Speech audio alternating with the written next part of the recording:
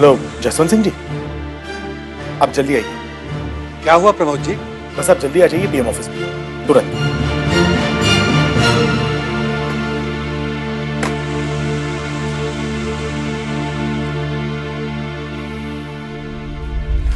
जसवंत सिंह जी संभालिए, संभालिए, इस्तीफा दे रहे हैं।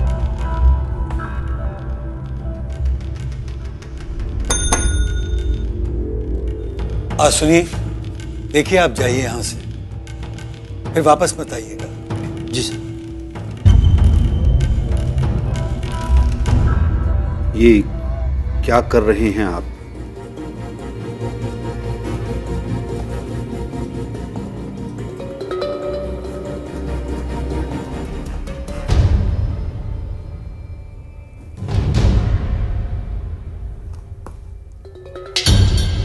देखिए जसवंत सिंह जी, ऐसा मत कीजिए। अटल जी जरा सुनिए। आप मेरा हाथ छोड़िए।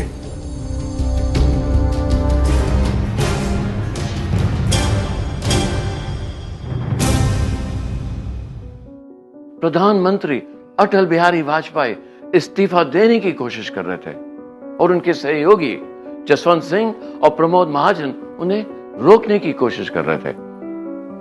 अटल बिहारी वाजपेयी मानने को तैयार नहीं थे। अटल बिहारी वाजपेयी इस्तीफा क्यों देना चाहते थे, इस बात का पता हमें 2004 में मिलता है। 2004 के चुनाव में मिलता है, जब अटल बिहारी वाजपेयी और उनकी पार्टी इंडिया शाइनिंग का दावा कर रही थी। जब अटल बिहारी वाजपेयी उनकी पार्टी इंडिया शाइनिंग का डंका पीट रही थी। जागा है ये भारत, नया है ये जियारा। जागा है ये भारत, नया है ये जियारा।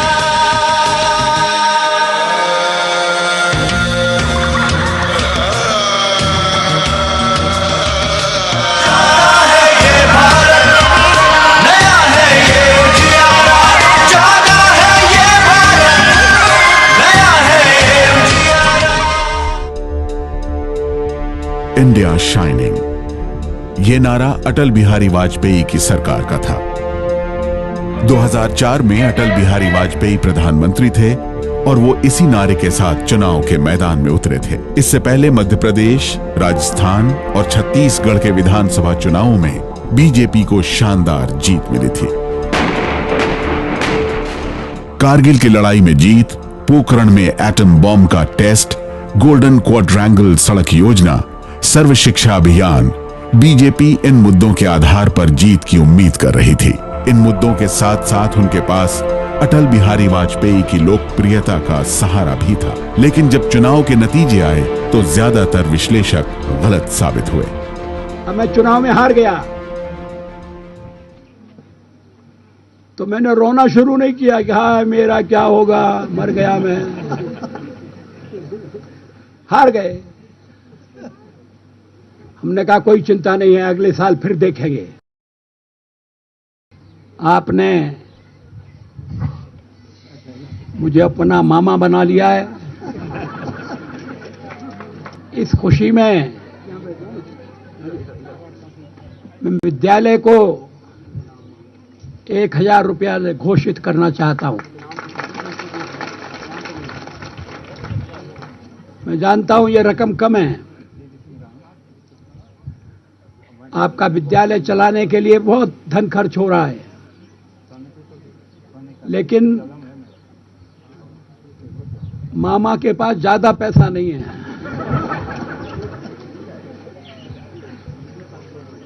और थोड़े ही दिन पहले मामा की नौकरी छूट गई है। ये बातें अटल बिहारी वाजपेयी ने चुनाव के बाद मनाली में कही, लेकिन इससे भी बड़ी बात उन्होंने गुजरात को लेकर कही। उन्होंने साफ कहा कि बीजेपी की हार गुजरात के दंगों की वजह से हुई है। मैं प्रधानमंत्री कार्यालय में उनके साथ काम करता था, तो उनके साथ रोज मिलने का मुझे मौका मिला और मैं उनकी मन की पीड़ा को देख सकता था, जान सकता था उन्हें लगता था कि गुजरात सरकार इन दंगों को जल्द से जल्द मिटाए और परिस्थिति को काबू में लाए। और उन्होंने अपनी बात बाद में पार्टी के सामने रखी, ये तो सब जानते ही हैं। अटल बिहारी वाजपेयी ने कहा कि गुजरात ने हमें हरा दिया। ऐसा क्या हुआ था गुजरात में कि अटल बिहारी वाजपेयी को कहना पड़ा कि गुजरात ने हमें हरा दिया? याद कीजिए, 27 फरवरी 2002, गुजरात।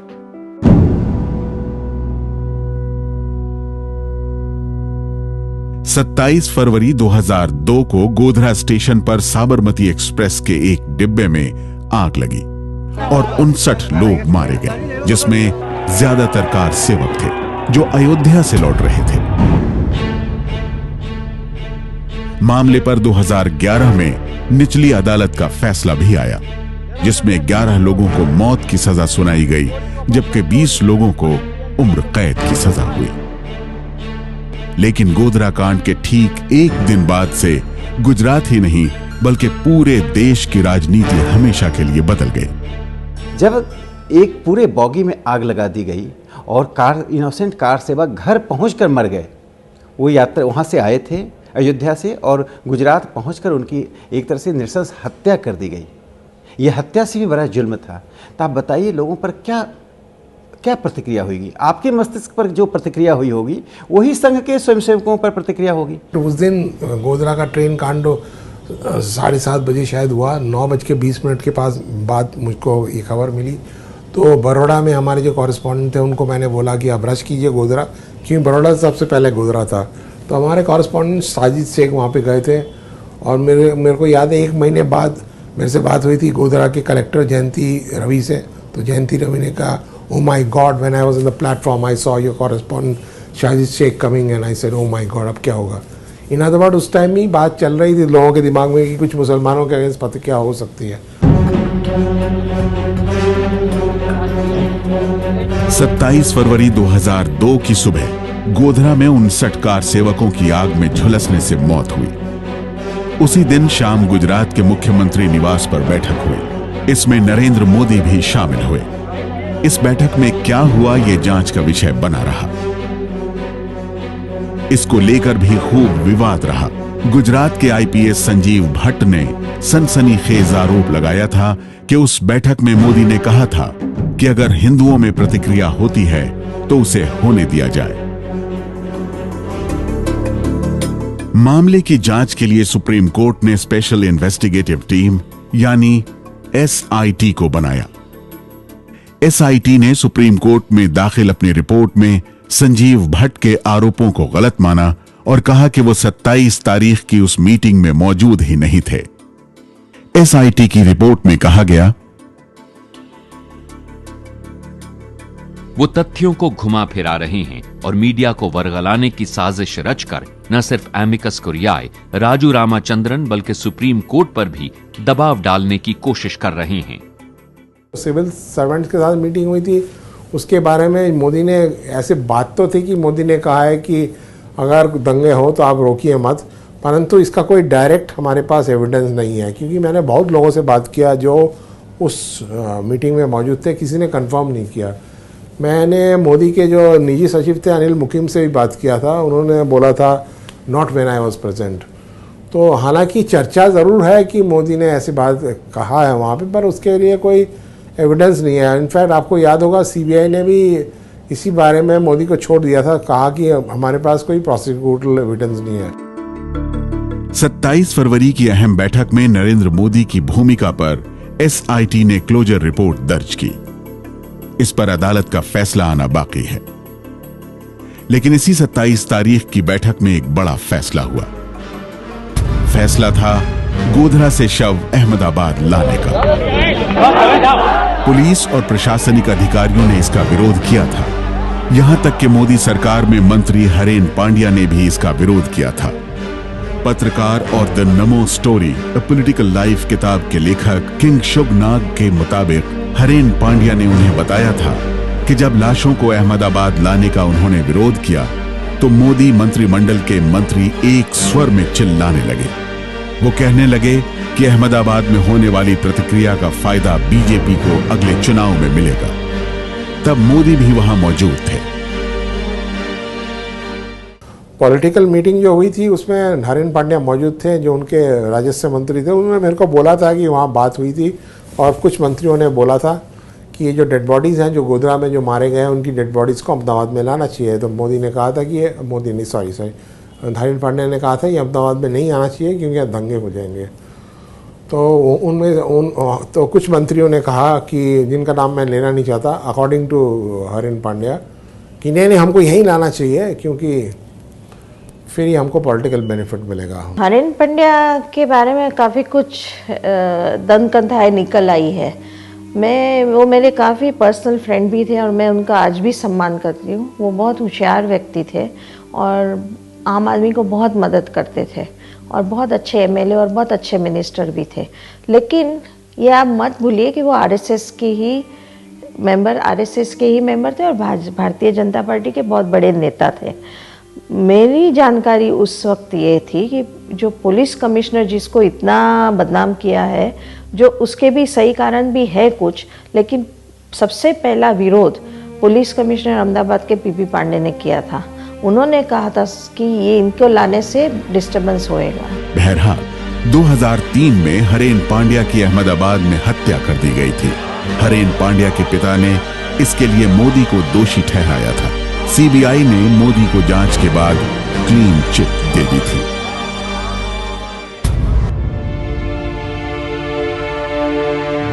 गोधरा से शव खुले ट्रक में 28 फरवरी की सुबह अहमदाबाद लाए गए थे। लाशों को उनके परिजनों को सौंपने के बजाय विश्व हिंदू परिषद के नेताओं को सौंपा गया था। वो कार सेवक थे, विश्व हिंदू परिषद के अधिकांश कार्यकर्ता थे। उनका संबंध सिर्फ हिंदू समाज से ही नहीं था, वे सिर्फ सिविल सोसाइटी के सदस्य नहीं थे। वो एक विशिष्ट उद्देश्य के लिए अयोध्या गए थे और वहाँ से वापस आए थे। जब उनकी हत्या होती है तो प्रतिक्रिया के स्वरूप समाज को क्रोधित करने के लिए नहीं, समाज को बताने के लिए कि हमारे बीच कैसे तत्व रह रहे हैं। मैं नहीं मानता हूं कि कोई उत्तेजना पैदा करने के लिए किया गया। आप उनको खुले ट्रक में ले जाते, नहीं ले जाते। जब उनकी हत्या हो गई, जब ये सूचना मिल गई तो यह भी कहना चाहिए कि उनकी हत्या की घटना को छिपा दी जाती। 16 एरिया में अहमदाबाद के जो डेड बॉडीज उनके रिलेटिव्स को दी और फिर पूरे अहमदाबाद में घूमी, क्योंकि जहाँ जहाँ लोग रह रहे थे वहाँ चली। तो उससे बहुत वातावरण तंग हो गया और बहुत टेंशन हो गई। उस समय शहर में कर्फ्यू नहीं लगा था और जल्द ही अहमदाबाद में दंगे फैल गए।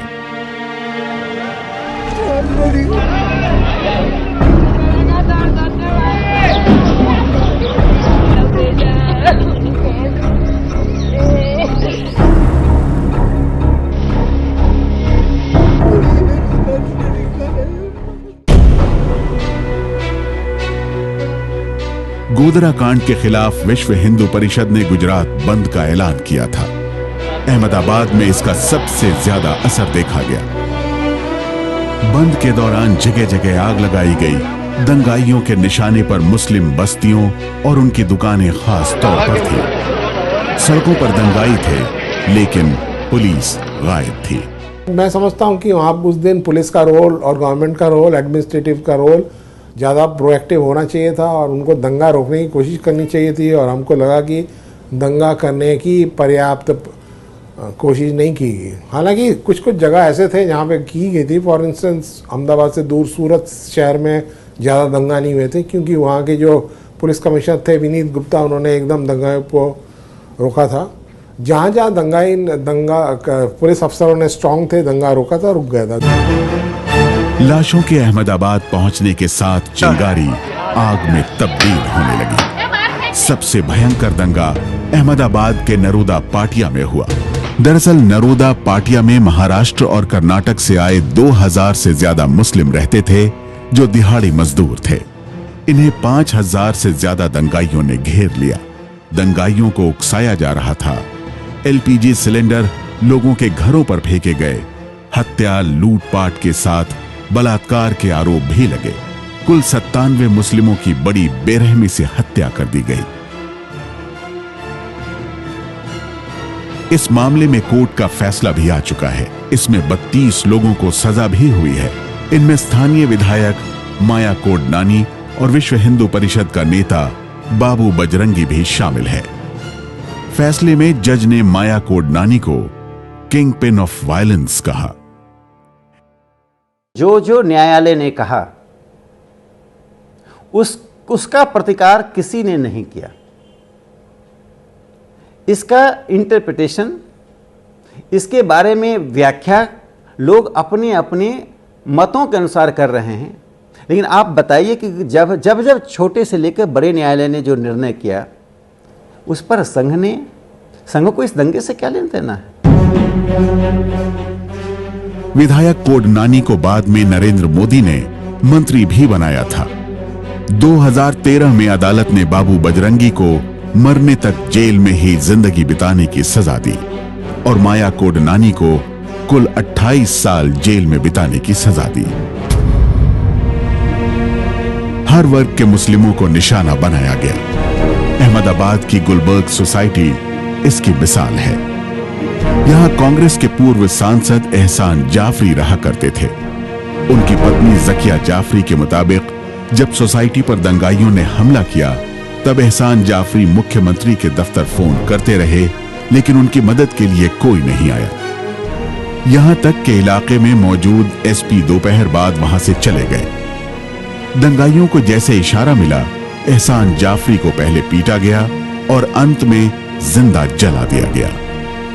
एहसान जाफरी की पत्नी का आरोप है कि हमले की तैयारी पहले से की गई थी।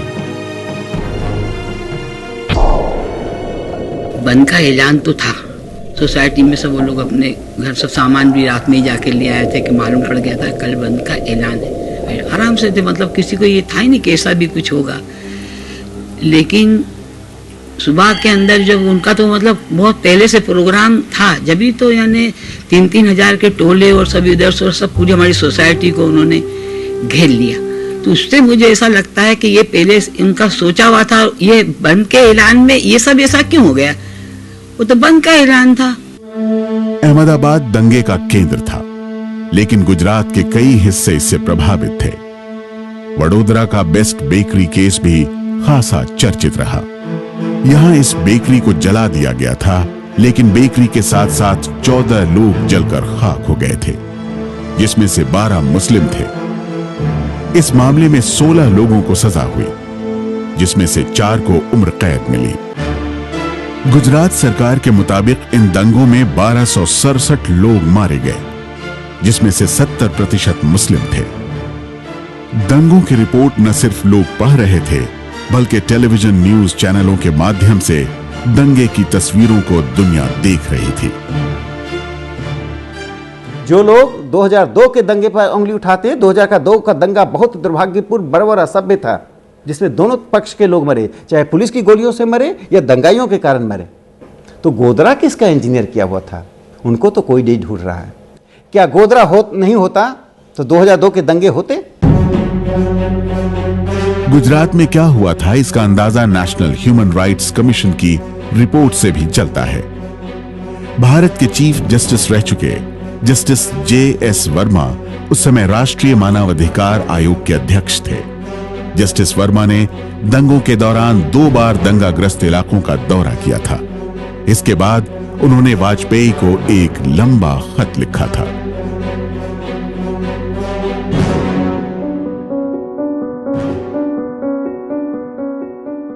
मैं इस बात को लेकर बहुत चिंतित हूं कि क्या दंगाइयों को उनके किए की सजा मिल सकेगी और क्या दंगा पीड़ितों को मिले कानूनी अधिकारों का लाभ उठाने का मौका मिल सकेगा। राज्य सरकार ने दंगाइयों के खिलाफ कड़ी कार्रवाई नहीं की तो गुजरात में बड़े पैमाने पर मानवाधिकारों का उल्लंघन करने से उत्पन्न हुई चुनौती का मुकाबला न्यायपालिका और अन्य संवैधानिक संस्थान कैसे कर पाएंगे। ये बेहद अफसोस की बात है कि आयोग की सिफारिशों के बावजूद दंगा पीड़ितों के लिए राज्य सरकार ने ज्यादा कुछ नहीं किया है।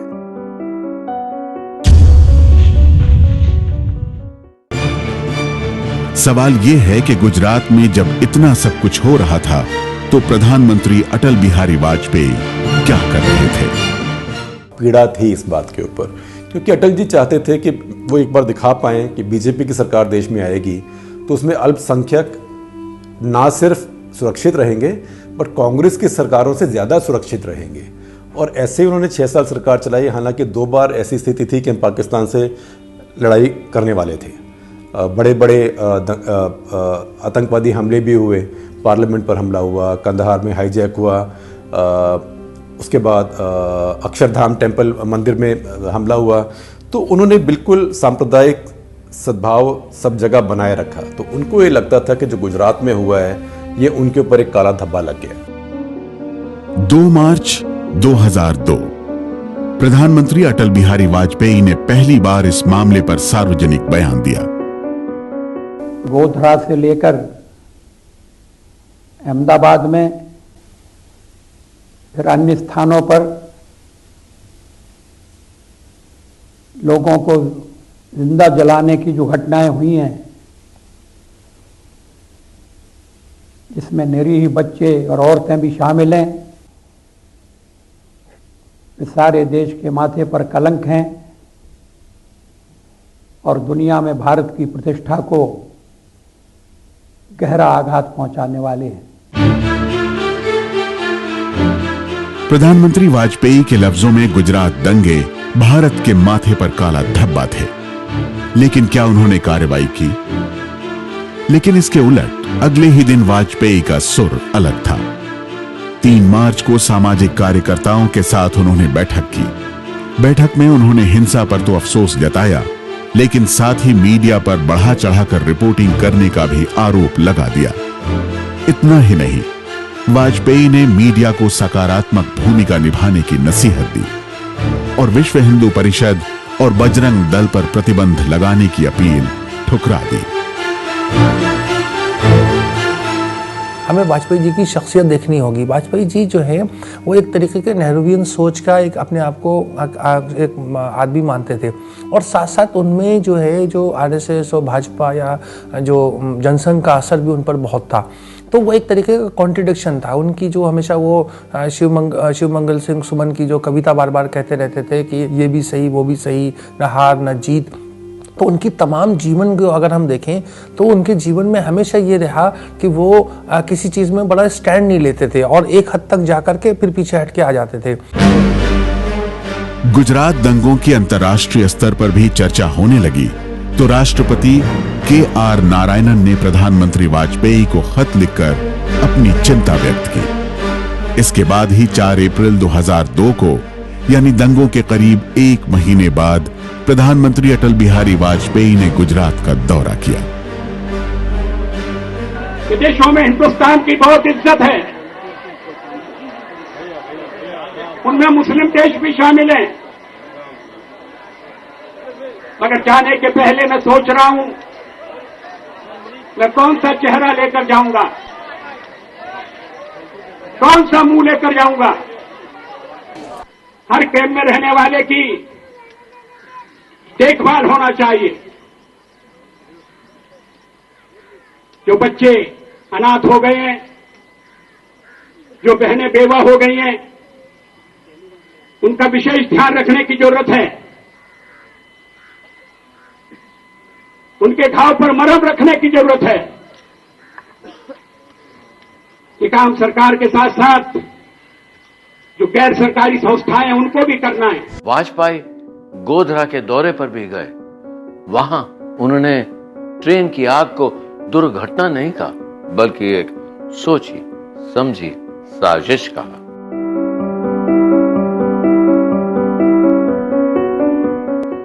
गोधरा पे आयोग बैठा था, लेकिन वाजपेयी ने उस आयोग की फाइनल रिपोर्ट का इंतजार नहीं किया। सीधा बोल दिया कि ट्रेन की आग एक दुर्घटना नहीं, सोची समझी साजिश है। यही लाइन बीजेपी की थी और यही लाइन गुजरात के मुख्यमंत्री नरेंद्र मोदी की थी। लेकिन जब गोधरा के बाद हुई हिंसा के बारे में ऐसा ही सवाल उठा तो वाजपेयी ने कहा कि बैठे हुए आयोग के जुडिशियल कमीशन की रिपोर्ट का इंतजार करना पड़ेगा। प्रधानमंत्री ने दिन भर का दौरा खत्म करने के बाद पत्रकारों से बात की। उनके साथ मुख्यमंत्री मोदी भी थे। इसी दौरान वाजपेयी ने एक ऐसे लफ्ज का इस्तेमाल किया जिसका जिक्र आज तक होता है। एक हद तक आज के भारत की राजनीति का यह सबसे अहम लफ्ज बन गया। लफ्ज था राजधर्म। चीफ मिनिस्टर के लिए मेरा एक ही संदेश है कि वो राजधर्म का पालन करें। राजधर्म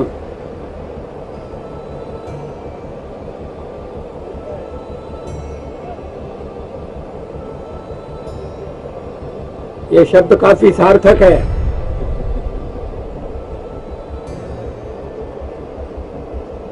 मैं उसी का पालन कर रहा हूं, पालन करने का प्रयास कर रहा हूं। प्रेस कॉन्फ्रेंस के दौरान मोदी प्रधानमंत्री वाजपेयी के साथ बैठे थे और वो कुछ असहज दिख रहे थे। इसी दौरान वाजपेयी ने जैसे ही राजधर्म निभाने की सलाह दी तो मोदी उखड़ गए। मोदी बोले कि वही तो कर रहा हूं। संप्रदाय के आधार पर हम भी वही कर रहे हैं साहब। मोदी बोले वही तो कर रहा हूं। ये सुनते ही वाजपेयी ने फिर अपने सुर बदल लिए। मुझे विश्वास है कि नरेंद्र भाई यही कर रहे हैं।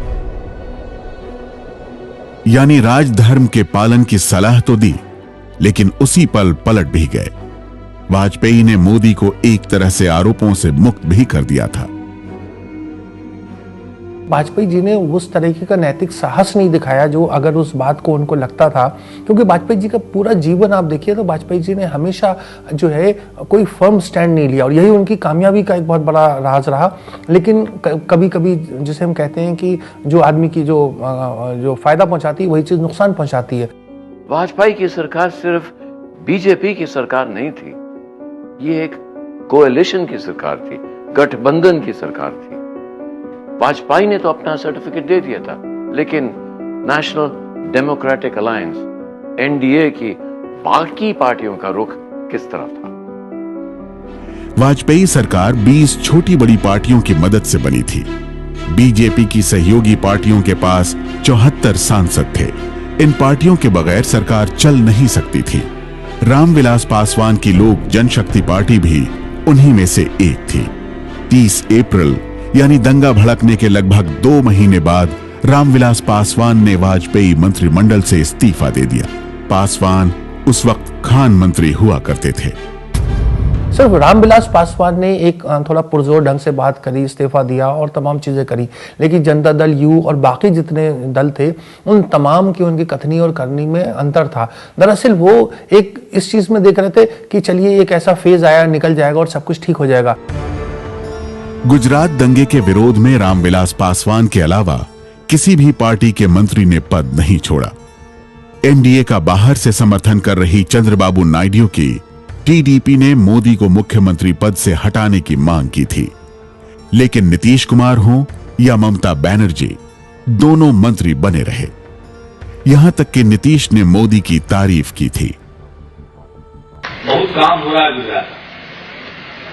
अब गुजरात की बाहर एक अलग छवि, खास करके नरेंद्र भाई मोदी जी की एक अलग छवि प्रचारित की जाती है, लेकिन मैं नहीं जानता उनसे इनका कोई नुकसान नहीं होता है इसलिए। लेकिन गुजरात की छवि को एक बिगाड़ने की कोशिश होती है, वो एक अलग प्रश्न है।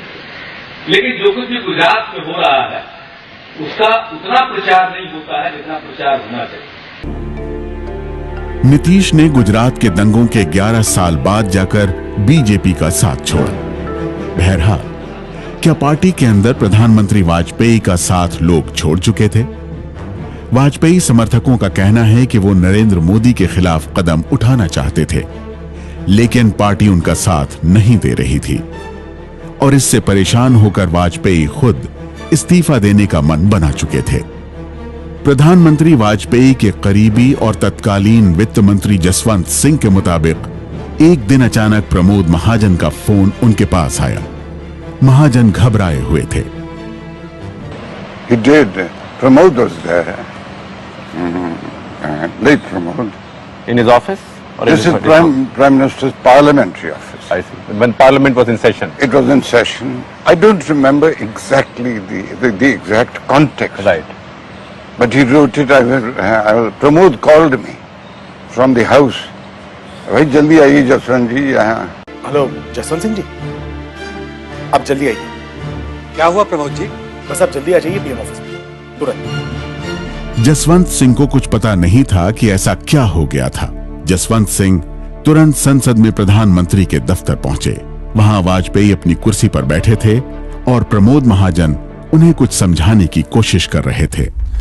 जसवंत सिंह जी संभालिए, संभालिए, इस्तीफा दे रहे हैं.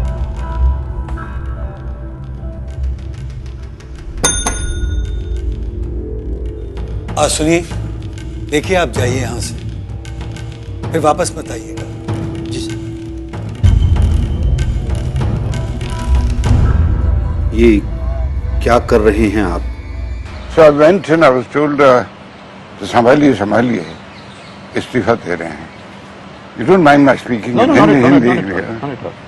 So I went in and he called his secretary. So quietly I told the secretary to go away. And I told him not to come back. Jaswant Singh ने बताया कि वाजपेयी ने एक कागज उठाया और खुद अपने हाथों से ही अपना इस्तीफा लिखने लगे. जसवंत सिंह ने उनका हाथ पकड़ लिया. प्रमोद महाजन बड़ी बेबसी से ये सब कुछ देख रहे थे. वाजपेयी ने अपना हाथ छुड़वाया और फिर इस्तीफा लिखना शुरू कर दिया और जसवंत सिंह ने फिर उनका हाथ पकड़ लिया.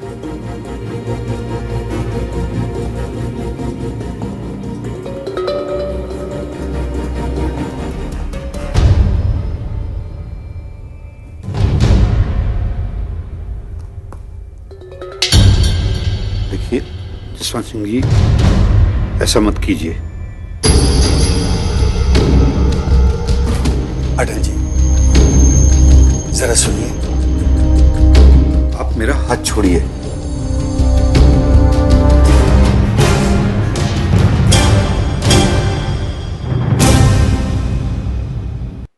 जसवंत सिंह ने वाजपेयी को मनाया और उनको संसद से प्रधानमंत्री निवास ले गए और वहां जसवंत सिंह ने वाजपेयी की खूब मान मनोवल की और आखिर में वाजपेयी इस्तीफा न देने से राजी हो गए.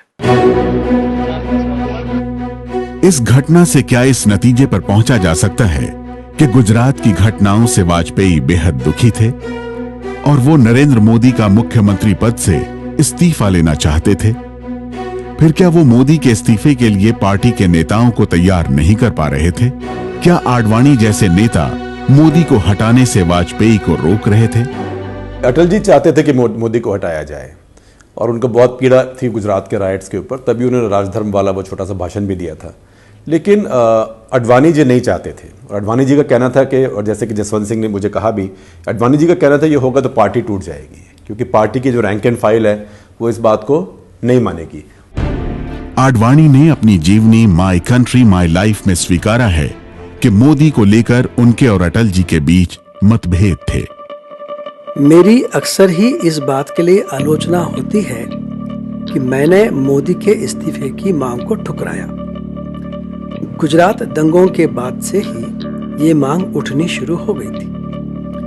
एनडीए के कुछ साथी दलों ने भी मोदी को हटाए जाने की मांग की थी. प्रधानमंत्री वाजपेयी पर भी अलग अलग दिशाओं और गुटों से मांग की जा रही थी कि वो मोदी से इस्तीफा देने को कहें, लेकिन मैंने हमेशा इसका विरोध किया. नाजुक मौकों पर भी विरोध किया.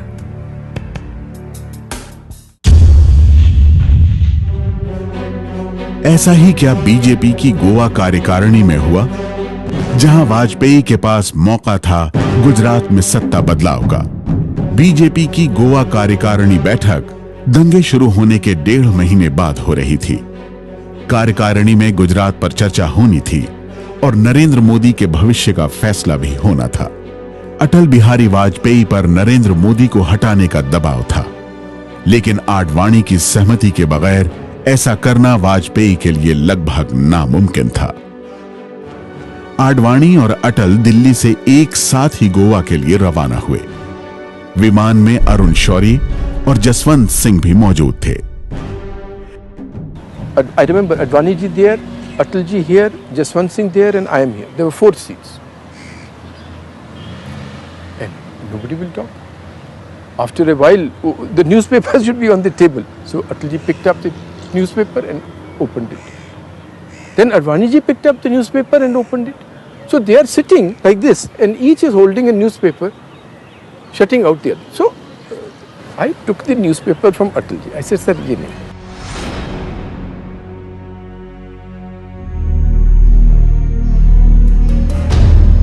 आप दोनों को मोदी के मुद्दे पर बात करनी है।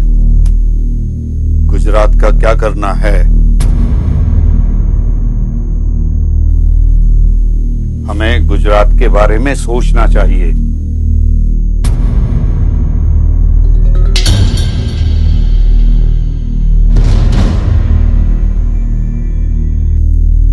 आप क्या सोच रहे हैं अटल जी? मोदी को कम से कम इस्तीफा ऑफर तो करना चाहिए था।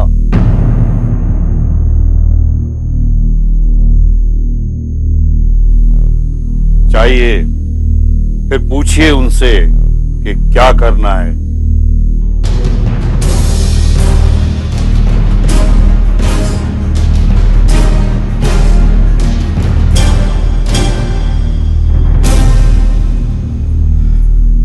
बवाल खड़ा हो जाएगा पार्टी में।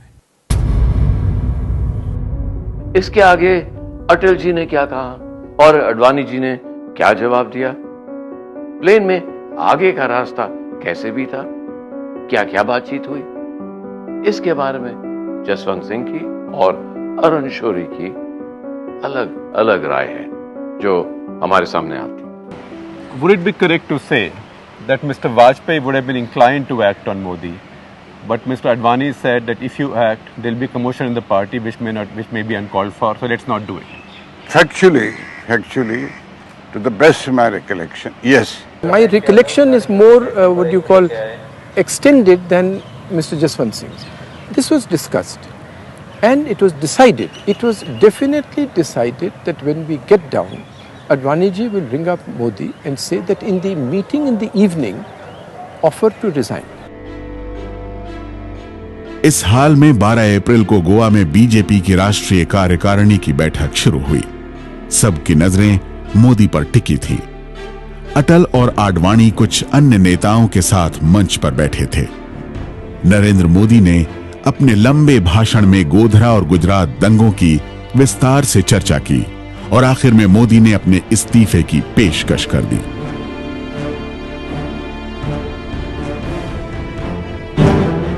हॉल में बीजेपी के तमाम बड़े नेता मौजूद थे।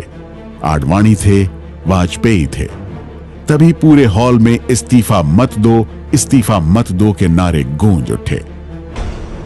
As if on cue, people from different parts of the hall started saying कि absolutely no, ये वो कोई गलती नहीं है, ये वो। And I was sitting at the back. Yashwant Sinha was here. I forget where. Jaswant Singh was on the stage. Atal ji and Advani ji was on the stage. Krishnamurti was on the stage. And this, I saw Atal ji's bewilderment because he thought that this was a done deal. That this was almost like a orchestrated coup against him.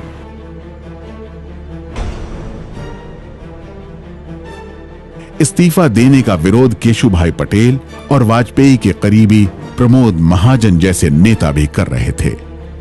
Modi के इस्तीफे की पेशकश के खिलाफ जेटली ने प्रस्ताव रखा, जिसका प्रमोद महाजन ने समर्थन किया। मंच पर बैठे वाजपेयी ये चुपचाप देख रहे थे। मैं उस समय कार्यकारिणी में बैठा था और जो भी उस समय अटल बिहारी वाजपेयी जी क्या चाहते थे ये भी लोगों को पता था। लेकिन जब नेतृत्व को बदलने की बात आई तो कार्यकारिणी में मेजॉरिटी मेंबर्स ने बता दिया कि नहीं, नेतृत्व में कोई बदल होना नहीं चाहिए। तो अटल जी चुप बैठे।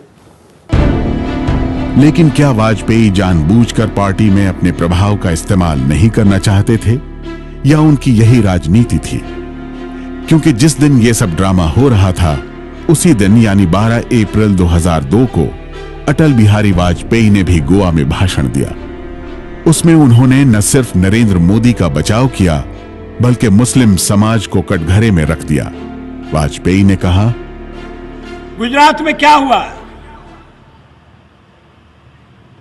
अगर साबरमती रेलगाड़ी के निर्दोष, निरीह और निरपराध यात्रियों को जिंदा जलाने का षड्यंत्र न रचा जाता तो गुजरात की त्रासदी को टाला जा सकता था, लेकिन ऐसा नहीं हुआ।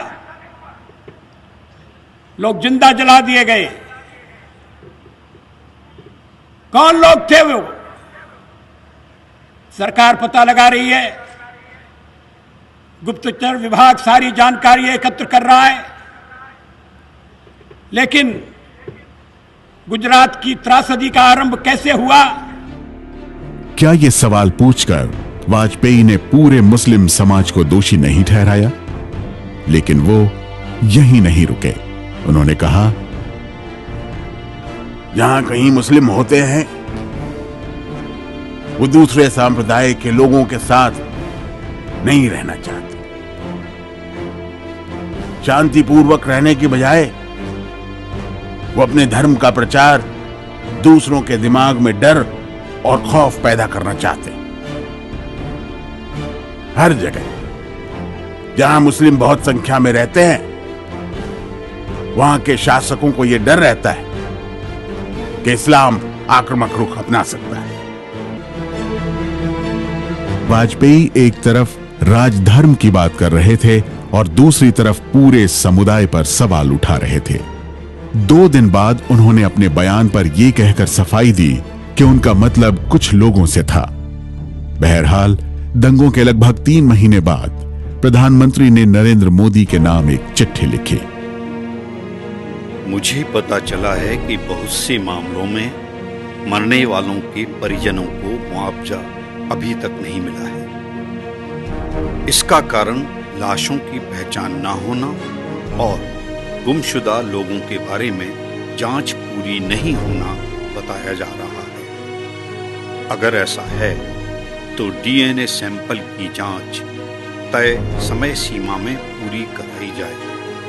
मुआवजा मिलने में देरी एक गंभीर चिंता का सबब है। सवाल ये उठता है कि वाजपेयी ने यह खत मोदी को क्यों लिखा? क्या वाजपेयी ने यह खत मोदी को इसलिए लिखा कि उनके मन में मोदी राजधर्म नहीं निभा रहे हैं, जिसका वादा मोदी ने उनको 4 अप्रैल को किया था? गुजरात में लगभग 200 राहत शिविरों में करीब 1.5 लाख दंगा पीड़ित रह रहे थे। उधर मोदी सरकार इन कैंपों को बंद करवाना चाहती थी। उसे लगता था कि ऐसे शिविरों से उसकी बदनामी हो रही है।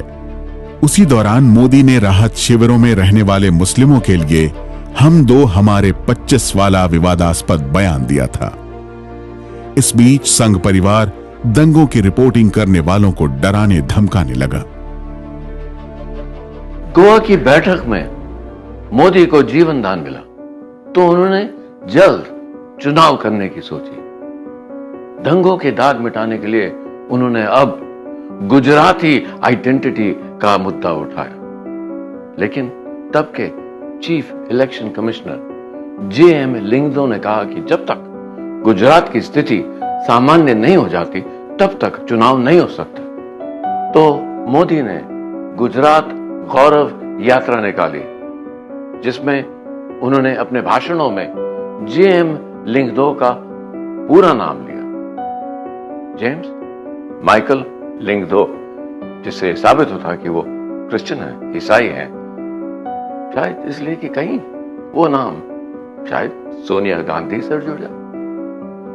और दिल्ली में बैठे अटल बिहारी वाजपेयी चुपचाप ये सब देखते रहे।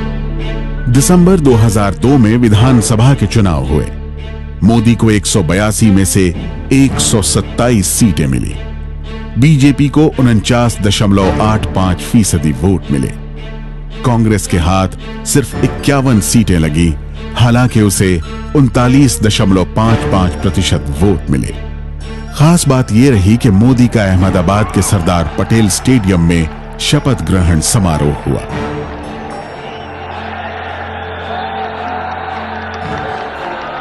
इसमें प्रधानमंत्री अटल बिहारी वाजपेयी भी शरीक हुए। मोदी का कद बढ़ गया था। पार्टी में मोदित्व और हिंदुत्व एक ही सिक्के के दो पहलू हो गए थे। वाजपेयी ने भी शायद इस सच को स्वीकार कर लिया था।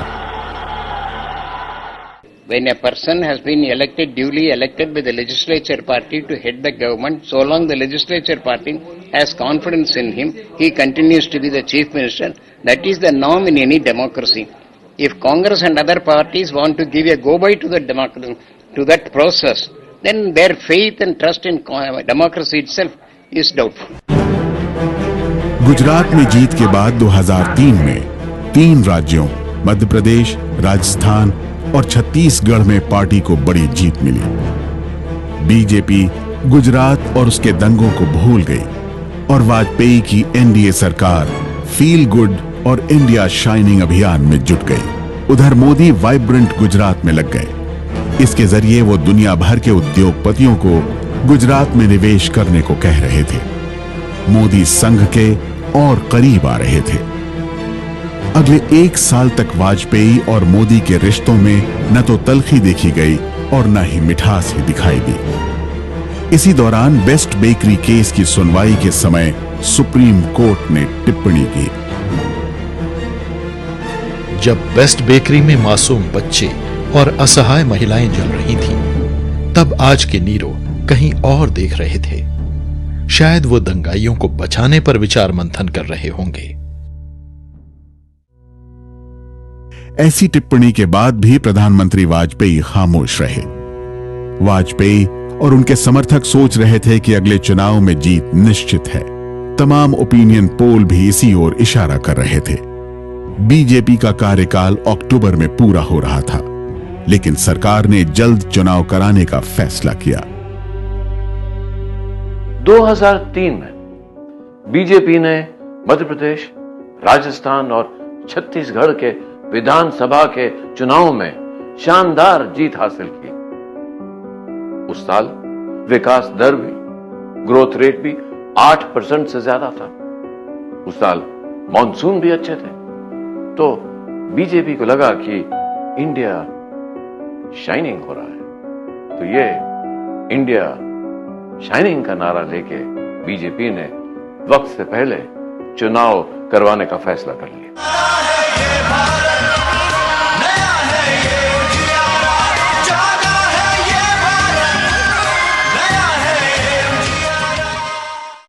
जब अटल बिहारी वाजपेयी और उनकी पार्टी इंडिया शाइनिंग का दावा कर रही थी, जब अटल बिहारी वाजपेयी और उनकी पार्टी इंडिया शाइनिंग का डंका पीट रही थी, लेकिन जनता ने उनको ठुकरा दिया।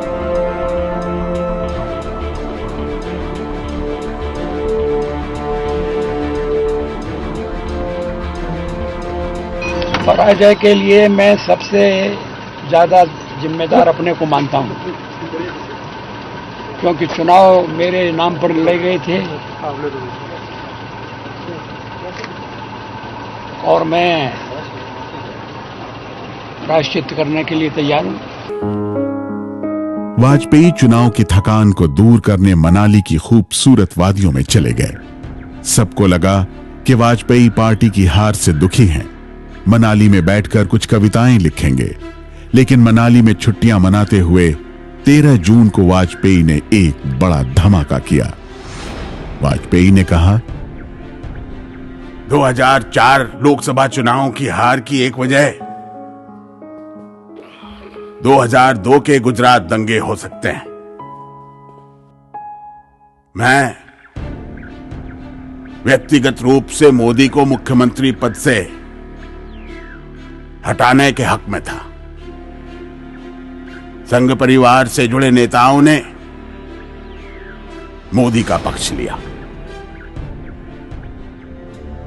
ये वो इंटरव्यू था जिससे बीजेपी और संघ परिवार में भूचाल आ गया। वाजपेयी यहीं नहीं रुके। उन्होंने आगे कहा कि 22 से 24 जून तक मुंबई में होने वाली राष्ट्रीय कार्यकारिणी की बैठक में मोदी पर फैसला हो सकता है। वाजपेयी के बयान से स्वयंसेवक संघ में भी हड़कंप मचा। मोदी के संरक्षक आडवाणी तो विवाद से दूर रहे, लेकिन आमतौर पर राजनीति से खुद को दूर रखने वाला संघ सामने आया। संघ प्रमुख के.एस. सुदर्शन ने गुजरात दंगों को लोकसभा चुनावों की हार से जोड़ने से साफ इनकार किया। गुजरात दंगों के बाद राजस्थान, मध्य प्रदेश और छत्तीसगढ़ में बीजेपी कैसे दिसंबर 2003 में जीत गई? क्या इन 3 राज्यों में जीत गुजरात के कारण नहीं है? संघ प्रमुख, संघ सुप्रीमो सुदर्शन का वाजपेयी पे हमला। आखिर सुदर्शन ने वाजपेयी पे हमला क्यों किया? दरअसल संघ को लगा कि वाजपेयी ने अपनी सरकार की हार का जिम्मेदार मोदी को बनाकर सीधा हिंदुत्व पे निशाना लगाया है कि वाजपेयी की हार हिंदुत्व के कारण से हुई कि इलेक्शंस में हिंदुत्व रिजेक्ट हुई। इस बात को संघ बिल्कुल भी मानने को तैयार नहीं था। संघ को लगता था कि मुस्लिम वोटों का पीछा करने के कारण बीजेपी की हार हुई। कुल मिलाकर वाजपेयी ने संघ से बड़ा पंगा ले लिया था। इस हार का गुजरात दंगे कारण है ये हम नहीं मानते हैं। इस चुनाव के जो भी नतीजे है उसके कई कारण है। हमारा इतना ही कहना है कि गुजरात के दंगों को इस चुनाव के नतीजे से जोड़कर अगर कोई कदम गुजरात में उठाया जाएगा, इससे एक गलत संदेश देश में जाएगा पूरे हिंदू आंदोलन को लेकर, जो हम स्वीकार नहीं कर सकते हैं। नरेंद्र मोदी और गुजरात से जुड़े बयान के अगले ही दिन दिल्ली में बीजेपी के बड़े नेता मिले। वेंकैया नायडू ने प्रेस को बताया कि गुजरात पर कोई चर्चा नहीं होगी। यह एपिसोड अब खत्म हो चुका है। गुजरात का पार्टी का नेतृत्व को परिवर्तन करने का कोई प्रपोजल नहीं है। इसके बारे में मुंबई में होने वाले राष्ट्रीय कार्यकारिणी में कोई चर्चा भी नहीं होगा। वेंकैया नायडू के इस बयान के अगले ही दिन मनाली में वाजपेयी ने स्थानीय बीजेपी नेताओं से कहा कि मुंबई में गुजरात पर चर्चा होगी। नहीं, गलत है। गुजरात के बारे में जब हम बंबई में मिलेंगे तब चर्चा होगी और खुले दिल से चर्चा होगी। हम विजयी होते हैं तब भी चर्चा करते हैं और जब विजयी नहीं होते तब भी चर्चा करते हैं। हम चर्चा से डरने वाले नहीं हैं। जाहिर है कि विवाद बढ़ रहा था। पार्टी में कोशिश यही हो रही थी कि वाजपेयी की प्रतिष्ठा भी बचे और मोदी को भी बचा लिया जाए। उससे हम सहमत रही है। जो विश्व हिंदू परिषद ने जो स्टेटमेंट दिया श्री अटल बिहारी वाजपेयी जी और श्री आडवाणी जी के बारे में, इससे बिल्कुल हम सहमत रही हैं और देशवासी भी चाहते हैं और भारतीय जनता पार्टी चाहते हैं। ये दोनों हमारा नेता है, वो नेता उनका नेतृत्व में हम लोग काम कर रहे हैं, हम आगे भी काम करते रहेंगे। राजनीति कितनी दिलचस्प है। जिस मोदी को वाजपेयी हटाना चाहते थे, उन्हीं वाजपेयी के बयान से मोदी बच गए। उन्हें राजनीति में एक नया जीवनदान मिल गया। अब देखिए कैसे। ऊंचे पहाड़ों पर पेड़ नहीं लगते,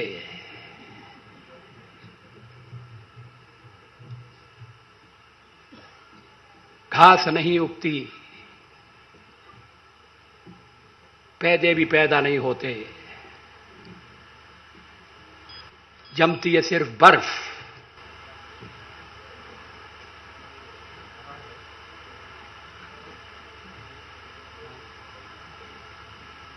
जमती है सिर्फ बर्फ। अब बर्फ ही जम गई, अब क्या करें।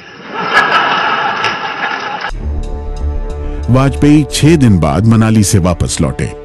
दिल्ली पहुंचे तो उनके सुर ठंडे हो चुके थे।